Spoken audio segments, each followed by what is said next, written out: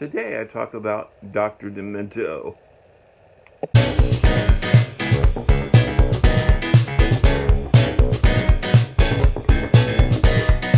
Barret Hansen, otherwise known as Dr. Demento, has had a show either on radio or streaming since around 1970.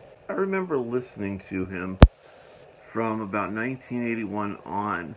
I would sit in my parents' bedroom on Sunday nights after the King Biscuit Flower Hour and with a portable tape recorder and record the entire show song for song and try not to laugh, which was really, really hard to do because some of these songs were absolutely hysterical. He introduced me to several artists that I didn't know at the time, including but not limited to Tom Lehrer, Spike Jones, Alan Sherman, Stan Freberg, Rusty Warren, and of course Weird Al Yankovic.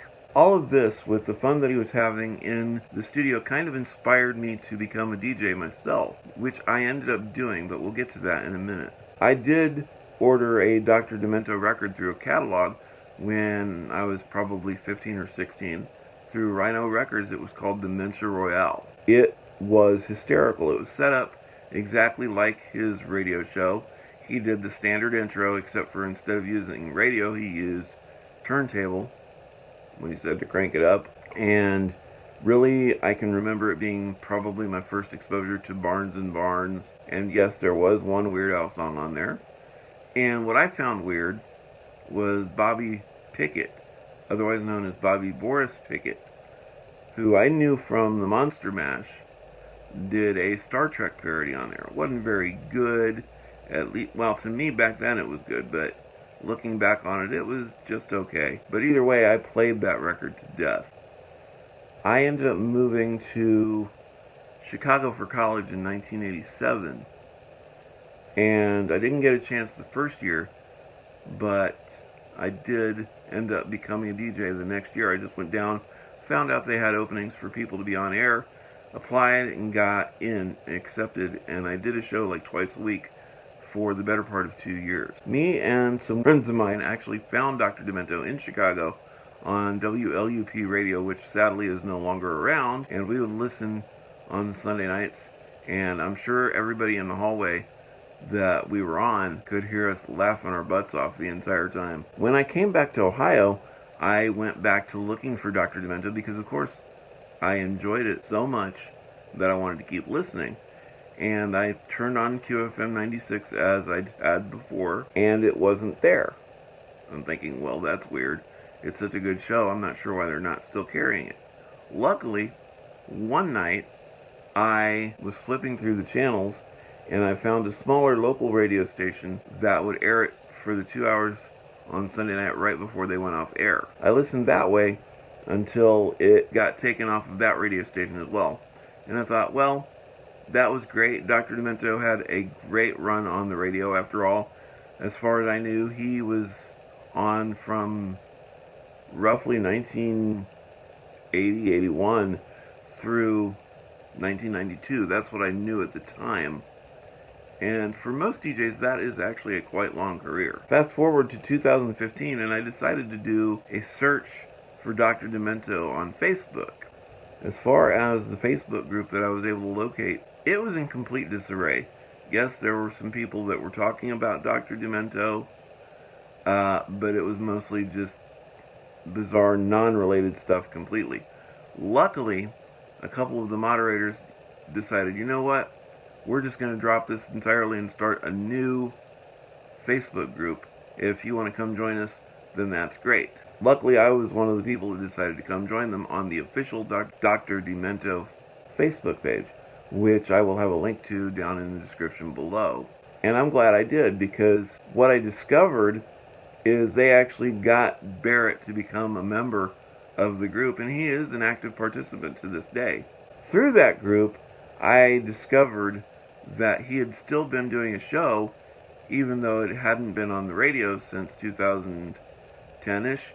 He had been doing a streaming version of the show since 2006, and they directed me to that particular website. I mean, yes, it's a pay-per-show thing, or you can join the Demento Society and have access to his entire back catalog.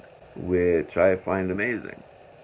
Now what I will do is I will also include a link to the Dr. Demento website down in the description below. I have been a member since 2015, and I've loved every minute of it. Also, it was around that time I really got back into record collecting, which is what this channel is all about.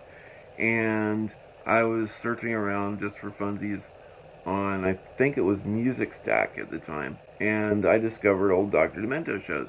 And I saw one on sale for, if you can believe it, 99 pence, $1.50 at the time, which was an amazing deal, I thought, so I naturally jumped all over it.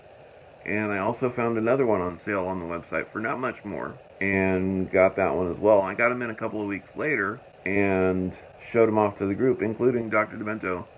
Barret himself responded that they were excellent finds, which actually made me happy. He does actually have a nice little discourse going on with everybody on the group on Facebook. That shows you right there that he cares a lot about his fans. In 2017, late 2017, early 2018, he, in cooperation with a producer, put together the album Dr. Demento Covered in Punk. Now what that is a album of demented tunes as covered by punk icons. Fluffy, that is covered by Fred Schneider of the V-52s, is perfect. He does such a great job with it. Also, some non-musical people, for instance, William Shatner of all people, did a cover of the song Garbage Man, which is outstanding. I swear the guy's getting better and better in his old age. Weird Al did contribute. He actually did a cover of Beat on the Brat by the Ramones, which is outstanding. Now the whole album, a 2-disc set, and it has the flow of the original Dr. Demento show. It has the opening, it has him doing his standard intros to each segment, and each group is divided up into themes, and it was actually up for 5 Grammys in the 2018 Grammy Awards. Unfortunately, I don't know if it won any. If you do, let me know down in the comments which ones it won. As far as the effect that he's had on my life, he's definitely expanded my music listening, because not only did he expose me to artists that I didn't know, he exposed me to older music that I personally would have never listened to be honest, because, you know, being a child of the late 70s, early 80s, naturally I was only going to be listening to music from that time period. But I now pretty much have a collection that dates all the way back from 1905 till the present now, and a lot of that has to do with Barret Hansen's influence on me, because he opened up my perspective to a much wider perspective. If you like what you see on my channel and you want to see more, just click on the like button below, and also subscribe to my channel if you haven't already. And if you want to be notified every time that I put out a new video, just click on that little bell icon next to the subscribe button, and you will be notified every time I put out a new video. That's it for now, and hopefully I will see you next time.